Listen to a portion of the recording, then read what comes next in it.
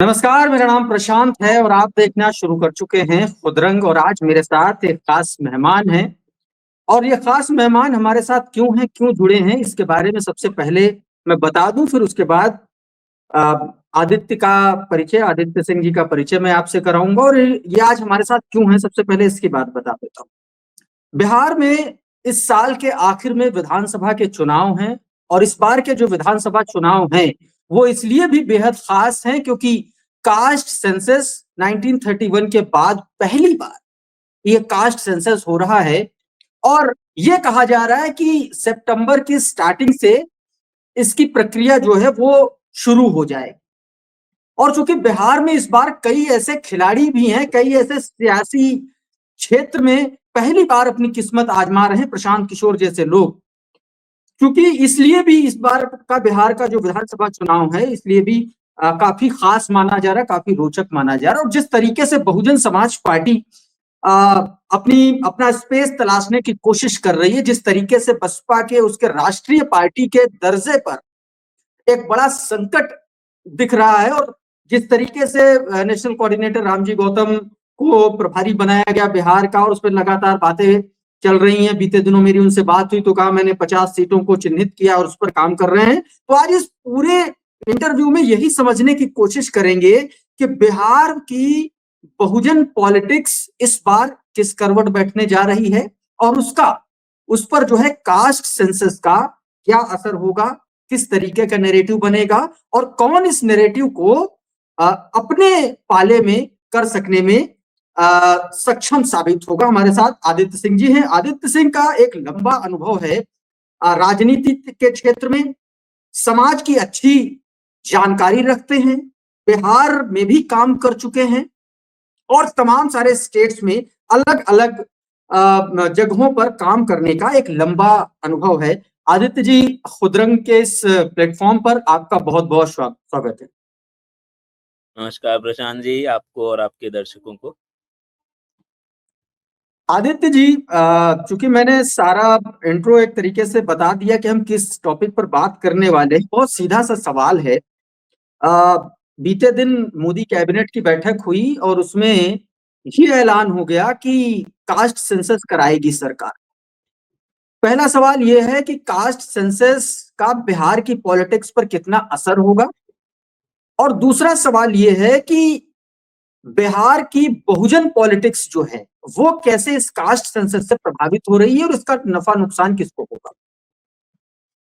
देखिए प्रशांत भाई, caste census एक ऐसा मुद्दा है जो काफी समय से जो विपक्षी दल हैं, स्पेशली जो कांग्रेस पार्टी है, वो चाह रही थी कि इसको वो एक तरीके से यूटिलाइज करे 2024 के लोकसभा चुनाव में, जिसका कुछ प्रभाव आप उसको आधिकारिक तौर पे नहीं कह सकते कि कास्ट सेंसस या जातिगत जनगणना के वजह से ही जो भी हल्का सक्सेस मिला विपक्ष को, बीजेपी के जो संख्या कम हुए सीटों के, वो कास्ट सेंसस के बेसिस पे हुए। वो आधिकारिक तौर पे ऑफिशियली आप नहीं उसको वो कर सकते हैं, एट्रीब्यूट कर सकते हैं, मगर अगर आप देखेंगे एक बात, तो वो कहीं ना कहीं वो बात लगी है समाज में। जब वो एक भारी जनसंख्या में वो बात पेनिट्रेट की, जो 10 साल से जो 2014 से जो 2024 तक की जो कांग्रेस की प्रॉब्लम थी, वो ये थी कि वो जो भी नैरेटिव पकड़ रहे थे, वो नैरेटिव समाज में जा नहीं पा रहा था। लेकिन 2024 में ये पहली बार देखने को मिला, 2 पार्ट। एक चीज ये कि वो संविधान को खत्म कर देंगे, एक ये पार्ट, और दूसरा पार्ट जो जाति जनगणना सॉरी, वो 2 चीज समाज ने पकड़ा। और आप जो सवाल पूछे उसके पहले मैं ये जानना चाहता था, और मैंने इस पे रिसर्च किया और समझने की कोशिश की कि अचानक से केंद्र सरकार ने कैबिनेट में ये फैसला लिया क्यों कि जाति जनगणना करेंगे। जब राहुल गांधी जी भी आए अपने प्रेस कॉन्फ्रेंस में, तो उन्होंने भी पहली चीज यही बोले कि मुझे नहीं पता कि उन्होंने ये फैसला क्यों लिया, लेकिन हम उसका स्वागत करते हैं। तो मुझे ये लगता है कि देखिए, हर जो मैं प्रोफेशनल हूँ, मेरे को पॉलिटिकल जो अंडरस्टैंडिंग है वो आज के डेट में ऐसी नहीं हो गई कि लोग अपने गट फीलिंग पे या इंस्टिंक्ट पे काम नहीं कर रहे हैं। आजकल हर चीज रिसर्च एक बेस्ड। सेकंड मैं रोकूंगा और एक डिस्क्लेमर भी मैं दे दूं दर्शकों को। देखिए, ये जो पूरा इंटरव्यू है प्योर प्रोफेशनल जो व्यक्ति, जो लोग राजनीति के क्षेत्र में काम करते हैं, बियॉन्ड किसी आइडियोलॉजिकल रेफरेंस के या उसके बायसनेस के ये पूरा इंटरव्यू उस तरीके से हम लोग कर रहे हैं, तो इसको एकदम फैक्चुअल बेस पर दर्शक देखें तो उनको ज्यादा समझ में आएगी और ग्राउंड की जो एक्चुअल रियलिटी है वो समझ में आएगी। आदित्य जी, अब आप कंटिन्यू करें। हाँ, जी प्रशांत भाई। तो मैं ये कह रहा था कि आज के डेट में जो भी डिसीजन, चाहे वो सरकार बनाती है या कोई लीडर बनाते हैं, वो चाहे वो एकदम विधायक के लेवल पे बनाए या प्रधानमंत्री मोदी जी के लेयर या लेवल पे बनाए, वो सब रिसर्च बेस्ड होता है कि पब्लिक के सेंटिमेंट क्या है, मीडिया का सेंटिमेंट क्या है, लोगों की सोच कहाँ है।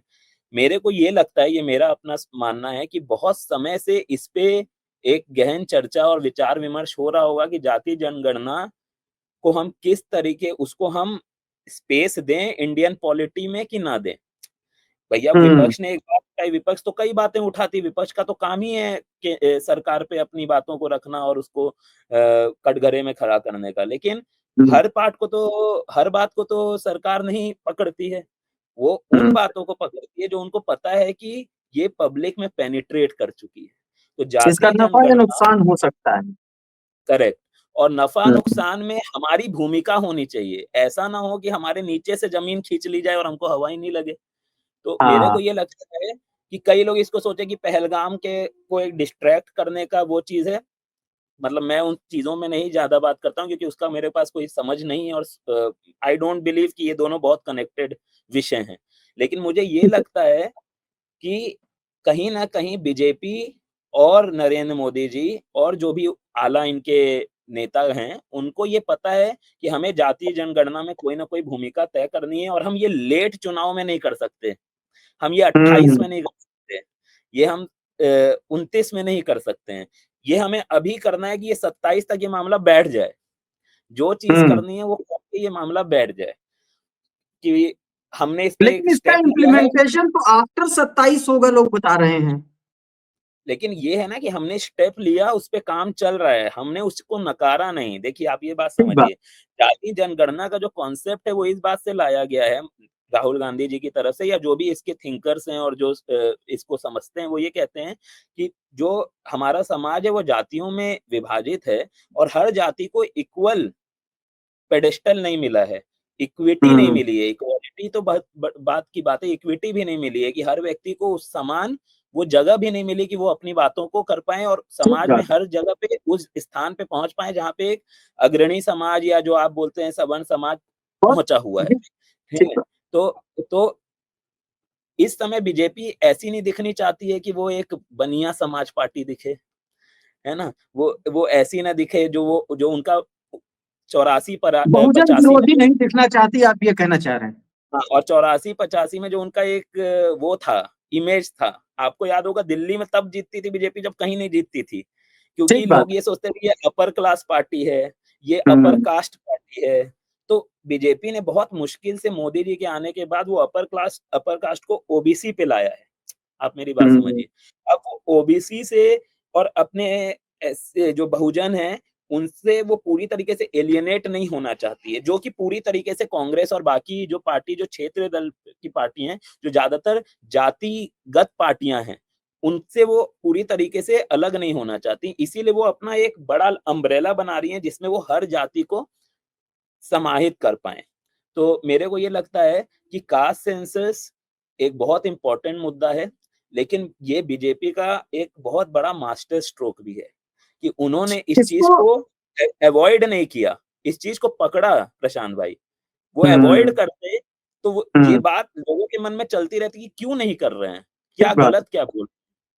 ठीक है? क्योंकि राहुल गांधी जी ने पहली बार एकदम डेटा के साथ, अब मुझे वो डेटा की सच्चाई नहीं पता, मैंने उसमें शोध नहीं किया है, लेकिन उन्होंने ये डेटा बताया जो कि मोटा-मोटी सच है, कि जैसे उन्होंने तेलंगाना का बताया कि जितने भी आपके टॉप कंपनीज़ हैं, उसमें कोई भी सीईओ लोअर कास्ट नहीं आदित्य भाई, बहुजन लेकिन समाज। सवाल देखिए, मुख्य सवाल ये है कि क्या इसका क्रेडिट राहुल गांधी ले पाएंगे, क्योंकि कांग्रेस पर तमाम सारे आरोप, वीपी सिंह की सरकार ही कांग्रेस की उस बुनियाद, मतलब उस सरकार के बाद आई जिसमें सीधे तौर पर आरक्षण मेन मुद्दा बना हुआ था, और कांग्रेस की सरकारों में वो नहीं किया गया।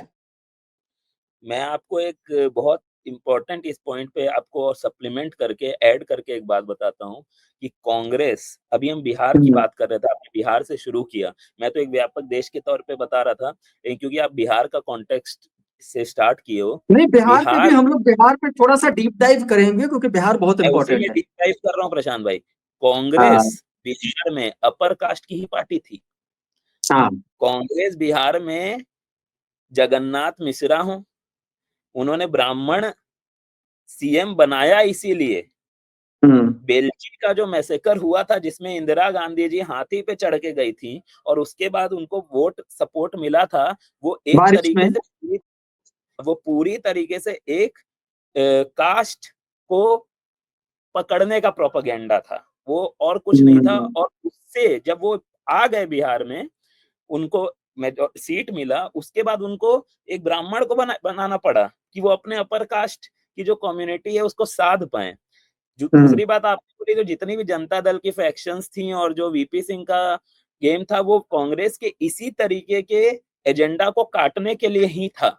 तो देखिए, इतिहास है, लेकिन आज के डेट में मेमोरी स्पैन बहुत कम है पब्लिक का। हम्म। तो उनको आप ये भी जनरेशन देखिए कि जो 1970-80 की जनरेशन है, उनका कितना से है आज के इलेक्टोरल पॉलिटिक्स। आज हम्म। के डेट में जो यंग पब्लिक है, हमारी डेमोग्राफी ऐसी है कि जो यंग डेमोग्राफी है वो ज्यादा है देश में, करेक्ट। सब उन्हीं को पकड़ने में लगे हैं। तो मेरे को लगता है कि यंग डेमोग्राफी इस पे डिपेंड करती है कि वो अभी क्या देख रही है। तो मेरे को तो लगता है कि कहीं ना कहीं राहुल गांधी जी इस चीज को क्रेडिट लेने की पूरी कोशिश करेंगे। वो ले नहीं पाए, वो तो समय भविष्य के गर्त में, वो तो हमको नहीं पता। लेकिन मैं ये कह रहा हूँ कि कांग्रेस का जो इतिहास है वो इसके पक्ष में नहीं है। ये बात बिल्कुल आपने सही कही। ठीक बात है। एक सवाल और, चूंकि जो बिहार, हम जब बिहार की बात कर रहे हैं तो तमाम सारे पॉलिटिकल स्टेक होल्डर्स हैं और एक नए स्टेक होल्डर का की एंट्री बिहार की पॉलिटिक्स में हो रही है। कहा जा रहा है कि इस बार वो इलेक्टोरली भी खुद को स्थापित करने की कोशिश करेंगे। मैं जनसुराज की बात कर रहा हूँ, प्रशांत किशोर करता धरता है जनसुराज के। हालांकि डिस्प्ले कोई और है, राष्ट्रीय अध्यक्ष कोई और है उस पार्टी का, उस पर भी आएंगे। लेकिन मेरा मुख्य सवाल ये है कि बिहार की पॉलिटिक्स में इस बार के चुनाव में बहुजन किधर जा रहे हैं? आपको क्या लगता है? आपका जो विश्लेषण है मैं उस पर समझना चाह रहा हूं कि क्या, चूंकि देखिए नीतीश कुमार का भी अपना एक ईबीसी और ओबीसी का जो उनका एक अपना चंक है वो है। रामविलास पासवान का एक उनकी अपनी लेगेसी है। चिराग पासवान मोदी कैबिनेट में है। इसके अलावा तेजस्वी यादव, जैसे ही कास्ट सेंसस की बात हुई उन्होंने कह दिया अब तो भाई ये तो भाई शुरुआत है, हम तो अब वो कैपिंग तोड़ेंगे, हम तो 50% वाली कैपिंग तोड़ेंगे। अरे हमारा कास्ट सेंसस कराना ये तो शुरुआत बढ़ती, हमने पहली सीढ़ी चढ़ी। इसका जो छत्र है वो कहीं और है। इस पर क्या कहेंगे? ये मुद्दे चुनाव में कितना असर करने जा रहे हैं? और बहुजन समाज पार्टी की बात अगर करें, क्योंकि एक उत्तर प्रदेश से जुड़े हुए जो इलाके हैं, इसके अलावा कुछ और इलाके जहां पर कुछ कुछ पॉकेट्स में बहुजन समाज पार्टी बहुत अच्छा प्रदर्शन करती रही है। अभी आप देखिए रामगढ़ का जो चुनाव हुआ उसमें मतलब आप ये समझ लीजिए कि अगली पार्टी बहुत कम मार्जिन से जीत पाई। थोड़ा सा अगर वहां पर बहुजन समाज पार्टी और मेहनत कर देती तो वहां पर बसपा का विधायक हो जाता। इसको आप कैसे देख रहे हैं? देखिए प्रशांत भाई, इसमें आपने कई चीजें पूछी हैं। तो हाँ। जो तेजस्वी जी ने बोला, सबसे पहले मैं उसको एड्रेस करूंगा। वो राहुल गांधी जी ने भी बोला कि हाँ। तेलंगाना में उन्होंने वो कैपिंग तोड़ दी और Telangana model of caste census को वो प्रोजेक्ट कर रहे हम्म। हैं कि बिहार का एक मॉडल है जाति जनगणना का और तेलंगाना का एक मॉडल है जाति जनगणना का। बिहार के मॉडल में बहुत त्रुटियां हैं, वो ऐसा कह रहे हैं। और तेलंगाना का जो मॉडल है वो बहुत फुल प्रूफ है। और उन्होंने ये ऑफर किया केंद्र को कि आप उस मॉडल को प्रपोज करिए, हम उसको पूरी तरीके से मतलब इम्प्लीमेंट करिए, हम आपको पूरी तरीके से उसमें जो भी इंटेलेक्चुअल सपोर्ट है और बैकिंग है वो हम आपको देंगे। तो हम्म। ये इंडी अलायंस या जो भी उसको आपको कहना है, उस गठबंधन का एक तरीके से आप ये समझिए कि भले बिहार में अभी आरजेडी वाले कांग्रेस के साथ ज्यादा बात उनकी बन नहीं पा रही है। अगर आप देखेंगे, चाहे वो न्यूज चैनल हो चाहे मीडिया हो, वहां पे हम्म। आरजेडी के प्रवक्ता और कांग्रेस के प्रवक्ताओं में कहा सुनी हो रही है, बाताबाती तो हो ही रही है। लेकिन अब आप जो बात की है कि बहुजन समाज का क्या रोल होगा आगामी बिहार के चुनाव में। इसके लिए सबसे पहले मैं आपको कुछ डेटा बता दे रहा हूँ कि हमें समझने में आसानी रहे जी। कि जो अति पिछड़ा वर्ग है, जो कि ईबीसी है, जो एक कॉन्सेप्ट नीतीश कुमार जी का है, क्योंकि वो हम्म। सोशल इंजीनियरिंग के बहुत बड़े, मतलब आप समझ लीजिए कि he is one of the best person to do that in electoral politics, social हाँ, लेकिन इंजीनियरिंग। उत्तर प्रदेश के आप पर्सपेक्टिव में बात करेंगे तो वही काम 2007 में बहन जी ने किया उत्तर प्रदेश में, जी सोशल जी इंजीनियरिंग जी, के जरिए उन्होंने सरकार बनाई। सच बात है, सच बात है। तो नीतीश कुमार, और यही चीज बिहार में नीतीश कुमार के पाले में जाता है। तो हाँ। 36% उन्होंने ईबीसी में रखा, ओबीसी जो है वो 27% है। टोटल अराउंड आप देखेंगे तो 63% मेरे ख्याल से आपका टोटल ईबीसी प्लस ओबीसी का है पॉपुलेशन। फिर जो अपने बहुजन समाज में जो अनुसूचित जाति है, जो एससी है, वो 19.65% है। ठीक है, मतलब हम्म। 20% मान लीजिए। और जो एसटी समाज है वो 1.68%, मतलब आप 2% समझ लीजिए। और जो हमारा सामान्य वर्ग है वो अराउंड 15 से 16% है। तो आप अगर हम्म। देखें, अब मैं आपको, आप सारी चीजें भूल जाओ, मुझे कुछ हम्म। राजनीति नहीं आती, आपको कोई राजनीति नहीं आती। एक सिंपल सेंस आप समझिए कि कोई भी पार्टी को अगर आप बिहार में देखिएगा जो सरकार बना रही है, वो कितने परसेंट वोट पे बना रही है? वो बहुत हम्म। ज्यादा परसेंट वोट पे नहीं बना रही है। ठीक है, और आप ये सोचिए कि पॉपुलेशन का 20% बहुजन समाज है। ठीक है, हम्म। अगर आप 20% बहुजन समाज है तो ये arithmetic, only from the arithmetic point of view एक बहुत हम्म। बड़ा और बहुत सॉलिड नंबर है, जिसको पकड़ना बहुत इंपॉर्टेंट है हर पार्टी के लिए। अब अगर आप बिहार के कॉन्टेक्स्ट में आएंगे तो मैं, वो जो बसपा में आपने कहा कि रामगढ़ की बात कही, बाईपोल की, मैं बहुत ज्यादा सहमत नहीं हूँ उससे प्रशांत भाई। हम्म। मेरे को ये लगता है कि बसपा जो प्रभाव यूपी में, और जो उनका इतिहास यूपी में, और जो उनकी शक्ति यूपी में रही, उत्तर प्रदेश में रही, वो बिहार में कभी आ ही नहीं पाई। ठीक बात है। 1990 में थोड़ी उनकी शक्ति दिखी, अब औरंगाबाद मैक्सिमम क्षेत्र 5 में। विधायक बसपा के रहे हैं, मैक्सिमम, इससे ऊपर नहीं रहे। हाँ, और साढ़े दो, छह और फीसदी 5.5% के आसपास उसका मैक्सिमम वोट शेयर भी रहा है बिल्कुल, बिहार में। हाँ। और आप अगर 20 की बात करेंगे, मतलब पिछले चुनाव की, तो 1.5% हाँ। Vote share.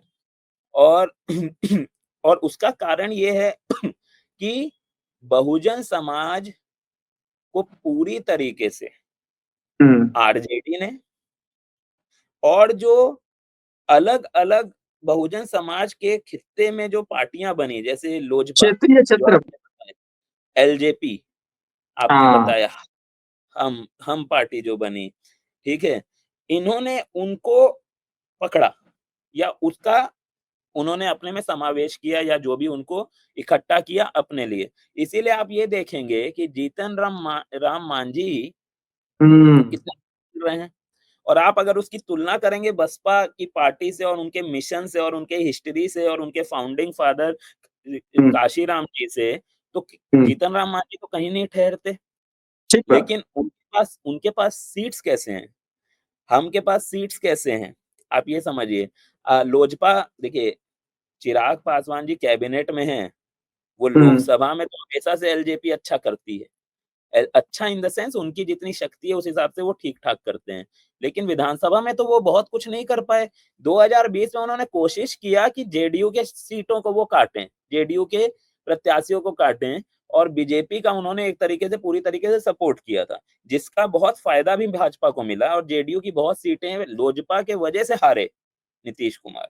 अगर हम्म। एलजेपी अलग अपना खित्ता नहीं बनाती, तो जेडीयू हम्म। कई सीटें ज्यादा निकाल सकती थी। और देखिए, हमें ये भूलना नहीं है कि 2010 में जेडीयू सबसे बड़ी हम्म। पार्टी थी, 100, मेरे ख्याल से around 115, I do not know कि वो नंबर सही है, लेकिन बहुत ज्यादा उनकी सीट्स थी। और आज के डेट में वो 42-43 में है, तो आप समझ लीजिए कि वो आधी भी नहीं बची उस सेंस में।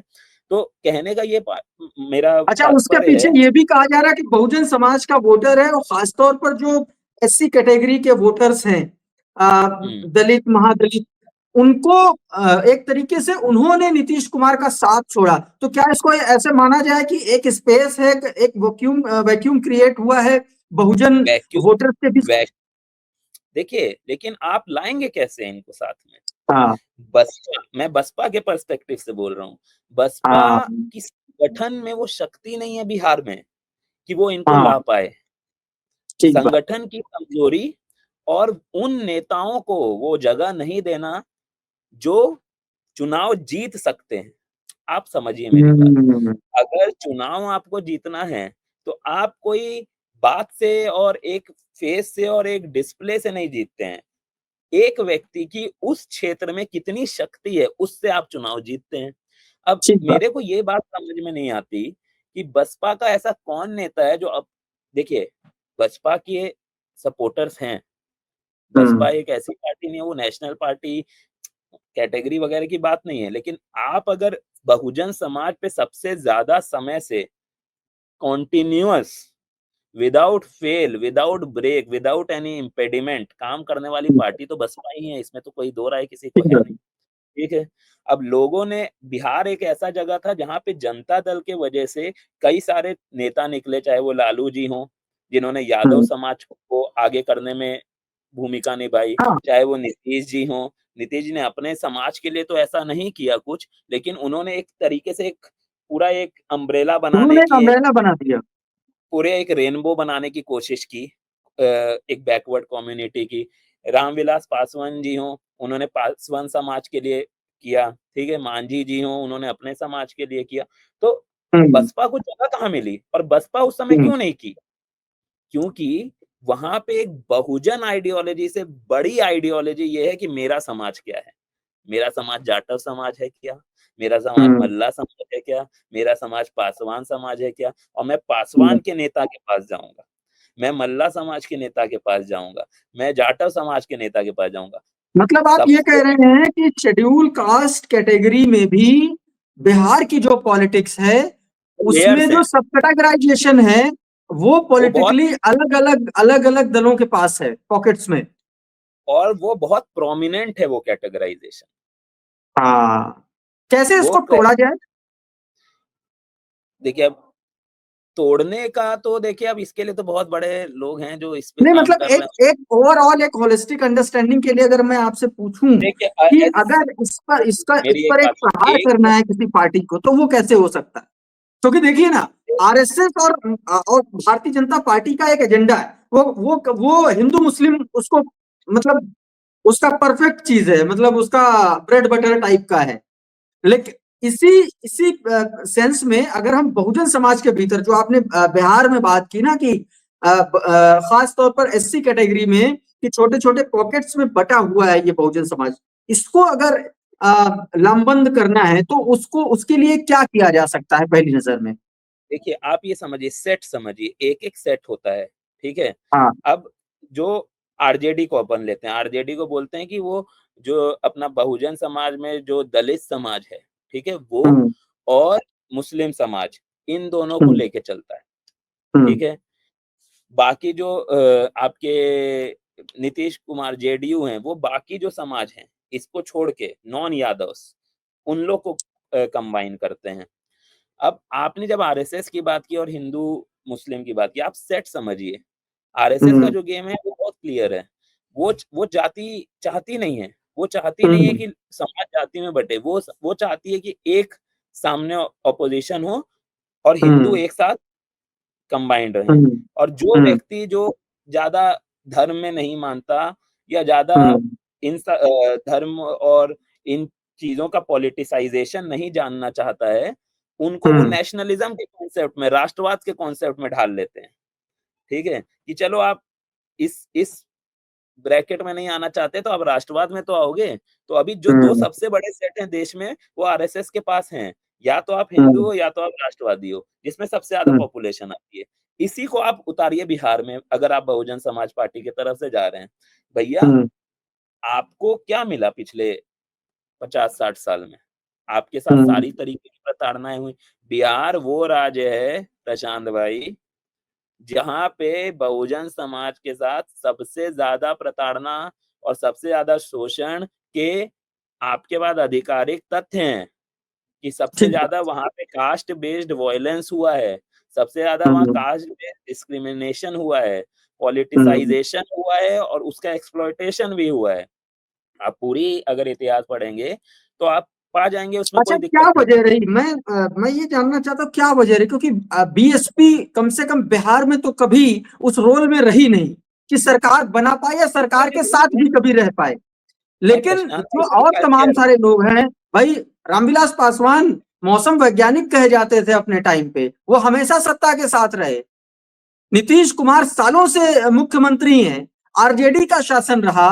मतलब ये वो पार्टियां हैं, वो नेता हैं जो मंडल की अगुवाई से निकले, मंडल मंडल कमीशन की उस क्रांति से निकले, और उन्होंने बहुजनों के लिए कुछ नहीं किया। हाँ प्रशांत भाई, तो मंडल जो कमीशन से निकले हुए हैं वो कभी बहुजन समाज के लिए थे ही नहीं ना। वो तो हाँ। समझिए, तो वो तो कहीं ना कहीं एक ओबीसी कास्ट जो वहां पे डोमिनेंट थी, जो नॉन अपर कास्ट एलिट थे, हम्म। जैसे यादव, वो नॉन अपर कास्ट एलिट थे। ठीक है, हम्म। वो अपर कास्ट तो नहीं थे, सवर्ण तो हम्म। नहीं थे, लेकिन वो एलिट थे। उनके पास धन था, उनके पास बल था, उनके पास पैसा था। बहुजन की जो वहां पे समाज थी उसमें वो क्या किए, वो नहीं आ आप पाए एससी दूसरे। कैटेगरी की बात कर रहे हैं, है ना? नहीं नहीं, ओबीसी की बात कर रहा हूँ। अच्छा। ओबीसी पॉलिटिक्स है बिहार में डोमिनेंट, आप ये समझिए हम्म। प्रशांत भाई। एससी पॉलिटिक्स बिहार में कभी डोमिनेंट रह नहीं पाई, इसीलिए जो भी वहां पे निकला, चाहे वो रामविलास पासवान जी निकले, चाहे वो जीतन हम्म। राम मांझी निकले, चाहे वो हम्म। वीआईपी के बंदे निकले, मुकेश सहनी जी निकले, चाहे वो अभी चिराग पासवान दिख रहे हैं आपको, हम्म। इन्होंने अब जैसे ही ये अपनी एक स्पेस पाए, उसको पकड़ के रखने में इनका सारा बल चला जा रहा है। हम्म। ये समाज को लामबंद करने की स्थिति में ही नहीं है, क्योंकि इनको पता है कि हमारा स्पेस बहुत मुश्किल से मिला, ये रह जाए। रामविलास पासवान जी हम्म। पूरे जीवन किए कि भैया मैं रहूंगा तो मेरे समाज को कुछ तो रहेगा, मैं नहीं रहूंगा तो कुछ हम्म। भी नहीं। ठीक है, तो मेरा ये कहने का मतलब है, जो आपने पहली चीज पूछी थी, इनको अगर लामबंद करना है तो सबसे पहले आपको ये जो स्ट्रॉन्ग प्रोमिनेंट डिवाइड है कि मल्ला समाज है, जाटव समाज है, मूसहर समाज है, ऐसे जो जितने समाज हैं, इनको आप एक आइडेंटिटी दीजिए कि आप अलग रहिएगा, तो आपका बिहार की राजनीतिक पटल पे कोई आइडेंटिटी नहीं रहेगा। आपके बस एक नेता निकलेंगे जो उठेंगे, अपनी व्यवस्था हम्म। बनाएंगे, और फिर उनके हम्म। पुत्र, उनका परिवार चलाएगा, बहुजन समाज का कोई फायदा नहीं होगा। हम्म। तो सबसे पहले जो इनको यूनाइट करने की वो चीज है, वो ये कहनी है कि ये आपके इस सेंस में जुड़े कि एक बहुजन समाज एक ऐसा परिवार है जिसमें आप सब लोग आ सकते हो, और किसी से कोई कोई यहाँ पे बड़ा छोटा नहीं है, यहाँ पे सब एक हैं, और वो ये 20% एक हैं। अगर ये 20%, देखिए 38 सीट मेरे ख्याल से एससी रिजर्व्ड है बिहार में, हम्म। और 121 सीट पे बहुजन समाज पार्टी लड़ी थी 243 में से पिछले हम्म। इलेक्शन में। अब 121 सीट उन्होंने ऐसे ही सोचा तो नहीं होगा कि चलो यार अच्छा नंबर है 121, शुभ अंक है ले लेते हैं, ऐसा तो नहीं होगा।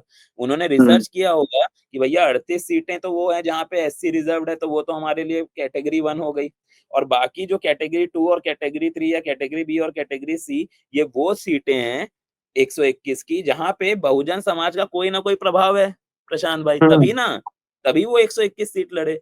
अरे आप हम्म। 121 में से एक जीते, या आपकी जो स्थिति रही, मुझे ये बताइए प्रशांत भाई कि आप 40 क्यों नहीं लड़ते? आप 50 क्यों हम्म। नहीं लड़ते?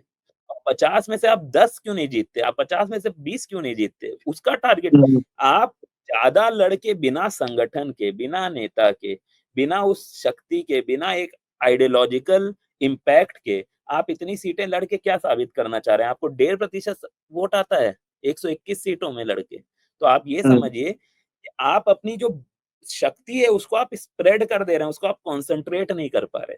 और उसी को अगर आपने हम्म। कॉन्सन्ट्रेट किया सही नेता पे जो अपने क्षेत्र में प्रभावी है, उस क्षेत्र में जहाँ पे बहुजन समाज ज़्यादा है और आपके आइडियोलॉजी को लेने के लिए रिसेप्टिव है, मतलब वो एब्ज़ॉर्ब कर सकती है।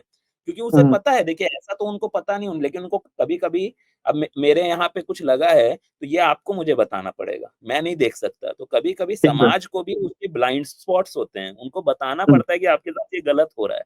तो वो बताने हम्म। वाला व्यक्ति, आप मुझे बताइए प्रशांत भाई, बिहार में आपने जब भी कोई भी बहुजन समाज का नेता देखा है, मुझे बताइए बहुजन समाज पार्टी के कौन वो नेता है जो बिहार में आज के डेट में जो भी टॉप के 7, 8, 10 लीडर हैं, उनके साथ बैठ के वार्ता कर सकते हैं और उनसे अपनी बातों को रख सकते हैं? मुझे नहीं लगता कि कोई है। आप ज़्यादा बेहतर समझते हैं वो पार्टी को और नहीं देखिए, मैं तो है क्या कि वैसे भी बहुजन समाज पार्टी का स्पेस बिहार में बहुत कम है, बावजूद इसके इस बार की जो मैं मूवमेंट देख पा रहा हूँ बसपा की, वो मतलब कंपैरेटिवली इस बार काफी ज्यादा एक्टिव लोग हैं भाई। नेशनल कोऑर्डिनेटर खुद उनको खुद प्रभार दिया गया है बसपा का। जो बहुजन समाज राज्य इकलौते बसपा के इकलौते राज्यसभा सांसद है रामजी गौतम, वो बिहार देख रहे हैं।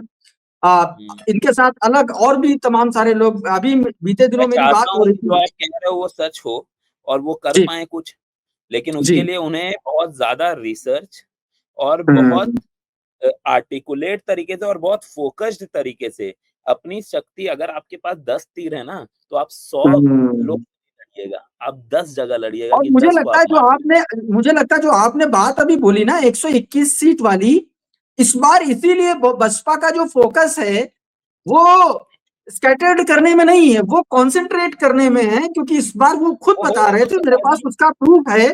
उन्होंने मुझसे कहा, इसी चैनल पर मैंने वीडियो किया उनका, उन्होंने मुझसे कहा कि नहीं इस बार मेरी ताकत 50 सीटों पर है। और 50 प्रदेश के तमाम बड़े प्रदेश स्तर के जो पदाधिकारी हैं, हर पदाधिकारी को 1 सीट की जिम्मेदारी दी गई। हम 50 सीटों पर सबसे ज्यादा फोकस करेंगे। नहीं देखिए, ये एक स्टेप आप अगर बता रहे हैं तो बहुत अच्छा स्टेप है कि उन्होंने 121 से 50 पे ले आए, लेकिन जो दूसरी बात है ना वो सही नहीं है। मैं वो बता रहा हूँ हम्म, प्रशांत भाई।